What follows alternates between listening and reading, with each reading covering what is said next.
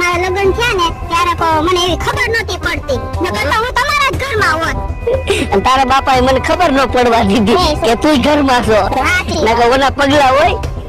તો હું તમારા ઘરમાં કેવી જલસા કરતી હોત. અરે તો આમ જો મારી જિંદગી સુધરી જાત હો.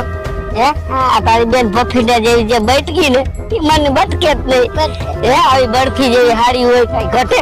અને હે ને મારી બેનને તમે સ્વભાવની ખબર હે ને. એટલે જ હું તને કહું છું આ વાત આપડા બે વચ્ચે રહેવી જોઈએ.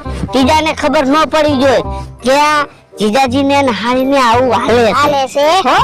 બાકી આમ જો હું બેઠો છું કદાચ તું જીવ માગ ને તો તારા માટે જીવ. એમ જો આ મોબાઈલમાં અત્યારે મેસેજ ને કર્યું છે ને ફોન એ બધું ડિલીટ કરી નાખજો. ઈ તારી રીતે હા આપણે આપણી રીતે રહેવાનું. હાલ ખરે હાલ. પાણીયાનું આપણું ધ્યાન રાખજો. આ ઈ પાછો ભણેલો દીકરો જો એના બળફટ આવી ગયા તો મને દિલ્હી